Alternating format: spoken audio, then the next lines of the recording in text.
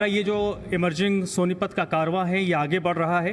लोग अलग अलग सेक्टर्स के आ रहे हैं, अपने विज़न को बता रहे हैं, अपने अनुभव को हमारे साथ साझा कर रहे हैं। वक्त ज़ाया नहीं करते हैं और सीधे अपने अगले पैनल की तरफ हम मूव करते हैं।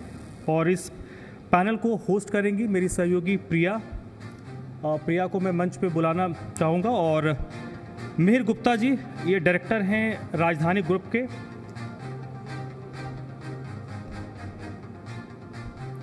और देवेंद्र को भी मैं मंच पे बुलाऊंगा जो इस सेशन को आगे होस्ट करेंगे।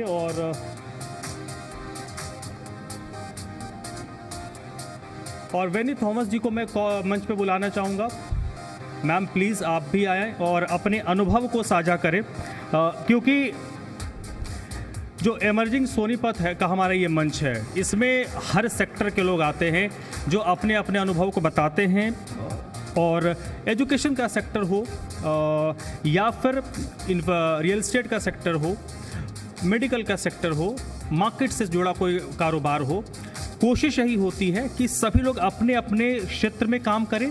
फिर उस क्षेत्र में जब वो बेहतर करेंगे तो आपका जो शहर है वो खुद ब खुद बेहतर होता जाएगा। तो इस सेशन को आगे सोच करेंगे। ओवर टू यू प्रिया और देवेंद्र। ठीक है, बहुत बहुत शुक्रिया। और सबसे पहले तो वैनी थॉमस जी आपका भी बहुत बहुत स्वागत है, और साथ ही आपका भी राजधानी ग्रुप से मिहिर गुप्ता जी। शुरुआत करते हैं। सबसे पहले मैं आपसे ही शुरुआत करना चाहूँगी और मेरा सवाल यही रहने वाला है। मैं स्टूडेंट्स को भी देख रही हूँ, आप प्रिंसिपल हैं, तो किस तरीके से आप लीड करती हैं और कैसे अपनी जिम्मेदारी को निभा रही हैं? जैसे मैं I am from Happy Child College of Nursing, principal. I have joined recently there. तो बच्चे की स्ट्रेंथ बहुत ज़्यादा है, उधर 1000 से ऊपर है। तो मैं चाहती हूँ, जैसे मैं साउथ से हूँ, नॉर्थ में सोनीपत में जो Happy Child College of Nursing number 1 में आए। So this is what my vision is. I am trying to reach that vision. बात की जाए, देखिए मैम, शिक्षा के साथ साथ स्किल्स कितनी महत्वपूर्ण है? Can you just tell me in English? बिल्कुल, देखिए हम एजुकेशन की जब करते हैं तो स्किल्स का भी जो है बार बार एक शब्द का प्रयोग किया जाता है कि स्किल्स बेहद ज़रूरी है, प्रैक्टिकल बेसिस बहुत ज़रूरी है, केवल थ्योरी नहीं। हाँ जी, बिल्कुल जी। तो किस तरीके से आप प्रैक्टिकल कार्य करवाती हैं? बिल्कुल, हमारा कॉलेज तो थियोरी के साथ साथ प्रैक्टिकल भी बच्चों को साइमल्टेनियसली दे रही हूँ। जितना घंटे का जो प्रैक्टिकल चाहिए तो वो शिक्षा वो हम सिविल हॉस्पिटल से और दूसरा प्राइवेट हॉस्पिटल से साइमल्टेनियसली हम दिला रहे हैं बच्चों को। थियोरी अकेले नहीं है, बिकॉज नर्सिंग ऐसी प्रोफेशन है जो हमने जो मानव जाति के साथ साथ हमने जो करना है, तो हमने लाइफ पीपल को हमने फेस करना है। इसलिए लोगों बच्चों को ऐसे नहीं है हमने सिर्फ थियोरी पढ़ा के भेज दो, हम प्रैक्टिकल भी हॉस्पिटल्स में भेज के उधर से हम ट्रेनिंग करवाएंगे ताकि बच्चा आगे जाए वो उनकी लाइफ में वो इस्तेमाल करें। बिल्कुल मैम। मिहिर जी, आप राजधानी ग्रुप के डायरेक्टर हैं। सबसे महत्वपूर्ण सवाल ये हो जाता है, क्योंकि मैम शिक्षा की बात कर रही हैं, तो शिक्षा एक ऐसा रथ है जो कहीं ना कहीं भविष्य को तय करता है, देश के विकास को तय करता है। लेकिन उस बीच सोनीपत एक ऐसा शहर है जो देश की राजधानी से प्रदेश की राजधानी का द्वार है। लेकिन रियल एस्टेट से आप जुड़े हुए हैं, तो रियल एस्टेट में आप क्या देख रहे हैं? क्योंकि जितना विकास और रियल एस्टेट का उत्थान यहाँ होना था उतना नहीं हो पाया। क्या लगता है, क्या कमी रही होंगी? जी देखिए, रियल एस्टेट एक ऐसी इंडस्ट्री है जिसके लिए साथ में बहुत सारे फैक्टर्स और चाहिए होते हैं, जैसे कनेक्टिविटी, एजुकेशन जैसे आपने जिक्र किया। उसके अलावा नौकरियाँ भी चाहिए। नौकरियाँ आती है तभी आदमी रह सकता है एक जगह पे, क्योंकि हर आदमी को रहने के लिए काम चाहिए। पुराने समय में सोनीपत में थोड़ा नौकरियों का इतना अपॉर्चुनिटीज़ नहीं बन पाई, बट लेकिन आज की डेट में हम देखते हैं तो सरकार का बहुत पुश है इस अपने सोनीपत शहर की तरफ। आप देखिए तो कनेक्टिविटी काफ़ी इम्प्रूव हो रही है हमारे यहाँ पे। रोड्स नए आ रहे हैं, इंडस्ट्री एरियाज़ नए डेवलप हो रहे हैं। उसके अलावा काफ़ी यूनिवर्सिटीज़ भी डेवलप हो गई है, जिसकी वजह से लोगों को रहने का और काम करने का अवसर मिल रहे हैं यहाँ पे। उसकी वजह से रियल एस्टेट में काफ़ी आगे डेवलपमेंट आ रहा है, क्योंकि लोगों को जहाँ रहना है वहाँ रियल एस्टेट तो डेवलप होगा ही होगा। देखिए बिल्कुल बिजनेस और शिक्षा एक दूसरे के बिल्कुल अभिन्न अंग हैं, और क्योंकि शिक्षा बेहतर होगी तो निश्चित तौर पर कहा जा सकता है कि आगे रोज़गार भी बढ़ेगा और बिजनेस भी प्रोग्रेस करेगा।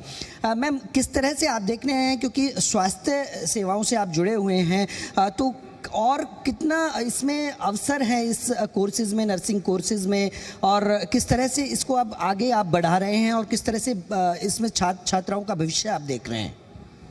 बिकॉज इसमें तो इनकी जो फ्यूचर है वो 100% सिक्योर्ड है, बिकॉज नर्सिंग ऐसे प्रोफेशन है जो नौकरी का कोई कमी नहीं है इसमें। जैसे बच्चा पढ़ने के बाद गवर्नमेंट नौकरी इतना है, ओपन है बच्चों के लिए, वाइड ओपन है, तो बच्चा जैसे नॉर्थ सेट वाला क्लियर करेंगे तो बच्चों को गवर्नमेंट नौकरी मिल जाएंगे, जिधर उनकी लोग 100% जॉब सिक्योर है। इवन सेंट्रल गवर्नमेंट जॉब, और हरियाणा में भी बहुत अपॉर्चुनिटीज़ आजकल नर्सिंग प्रोफेशन में है। इसलिए तो हमने भी बच्चों को उसी तरीके से तैयारी करके भेज दी ताकि वो आगे जाके गवर्नमेंट नौकरी को करें। बिल्कुल मिहिर जी, देखा जाए तो देखिए आप राजधानी ग्रुप के डायरेक्टर हैं, और मैं चाहूंगी आप हमारे दर्शकों को भी बताएं राजधानी ग्रुप के बारे में, किस तरीके से ये इस मुकाम तक पहुंचा है। जी, राजधानी ग्रुप का निर्माण मेरे फादर महेश कुमार गुप्ता जी ने किया था। उन्होंने जब शुरू किया तब सोनीपत में इंडस्ट्रियल डेवलपमेंट से शुरू किया था। उन्होंने फैक्ट्रीज़ काफ़ी डेवलप की, इंडस्ट्री एरियाज़ डेवलप किए। उसके बाद जब मैंने आगे बिज़नेस को संभाला तो साथ में एक मेरे को अपॉर्चुनिटी ये दिखी कि हमारे यहाँ पे ढाबे काफ़ी हैं, मुरथल फेमस है ढाबों के लिए, बट फिर भी कोई एक स्टैंडर्ड का प्रोडक्ट जो ब्रांडेड प्रोडक्ट होता है वो यहाँ पे है नहीं। तो उसके लिए हमने विंडम गार्डन की स्थापना की थी जी, कि एक लग्जरी प्रॉपर्टी बना के दें, जिससे लोगों को भी पता चले कि हाँ सोनीपत में भी डेवलपमेंट हो रहा है। तो वो हमने किया। उसके अलावा फिर हम टाउनशिप्स भी करते हैं। टाउनशिप्स हमने खरखोदा में की है, अभी एक नई टाउनशिप भी हम प्लान कर रहे हैं खरखोदा में। तो हमारा विज़न वही रहता है जी कि सोनीपत को कैसे हम डेवलप कर सकते हैं वो देखते हैं हम। हमने इसी के साथ साथ थोड़ा काम हमने एजुकेशन सेक्टर में भी किया है। हमारा स्कूल है जी ऑन्टोजनी स्कूल ऑफ एक्सीलेंस के नाम से ओमैक सिटी में। तो राजधानी ग्रुप सारे सेक्टर्स में इन्वॉल्व होकर ये ट्राई करता है कि कहाँ से सोनीपत का डेवलपमेंट हो सकता है। बिल्कुल मीर जी, एक सबसे बड़ी बात यह है कि जिस तरह से एजुकेशन सिटी कहा जाता है सोनीपत को, तो उसके बीच अब रियल स्टेट में आप लगातार काम कर रहे हैं, तो रियल स्टेट में और किस तरह से आगे वर्क कर रहे हैं, और सबसे बड़ी बात यह है कि किस तरह से और ज़्यादा यहाँ मजबूती के साथ रियल स्टेट को बढ़ावा दिया जा सकता है, क्योंकि दिल्ली से कनेक्टिविटी है, फरीदाबाद, गुरुग्राम, तमाम जो ज़िले हैं वहाँ ज़रूर रियल स्टेट ने बड़ा ही प्रोग्रेस किया है, बड़ी उछाल ली है, लेकिन सोनीपत कहीं ना कहीं पीछे रह जाता है। मुख्य कारण क्या है और कैसे उसको और बेहतर तरीके से आगे बढ़ाया जा सकता है? जी देखिए, सोनीपत के कंपैरेटिवली पीछे रहने का एक बड़ा कारण यही है कि जब पहले सोनीपत में डेवलपमेंट हो रहा था रियल एस्टेट का, तो वो काफ़ी अनऑर्गेनाइज्ड हो रहा था।